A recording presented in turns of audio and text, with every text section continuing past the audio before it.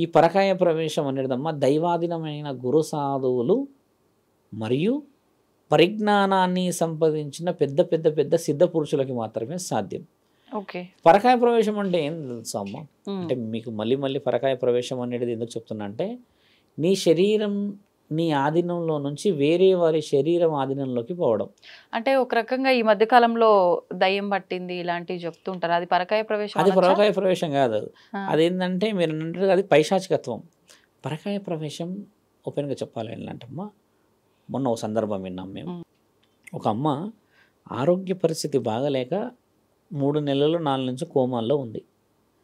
కోమాల్లో ఉన్న తర్వాత ఆవిడ చెప్పిన ఎగ్జాంపుల్స్ అంటే, ఆవిడ కోమాలో ఉండి కూడా 7-8 సంవత్సరాల క్రితం కోమాల నుంచి బయటకు వచ్చేసారు. 3-4 ఇయర్స్ 3-4 మంత్స్కేమో వచ్చిన తర్వాత ఏం గుర్తున్నదమ్మా అని అడుగుతారు కదా సహజంగా.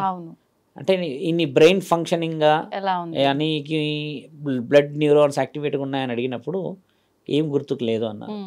అంటే కోమాలో నుంచి నీవు బయటికి వచ్చే ముందు రోజు ఏమైనా గుర్తుందా అని అన్నప్పుడు, ముందు రోజు ఒక వ్యక్తి ఆకాశంలో నుంచి వచ్చి నన్ను దగ్గరికి తీసుకొచ్చి అంటే లోపల ఇట్లా వేసేసి లేకపోతే ఇట్లా బయటికి లాగేసేసి, మన సినిమాలో చూస్తాం చూడండి, అట్లా నన్ను ఎవరో వచ్చి తగిలినట్టు అనిపించింది అన్న ఆ స్పర్శ ఒకటి గుర్తుంది నాకు అని ఇంట్లో వాళ్ళకి చెప్పిన సందర్భం.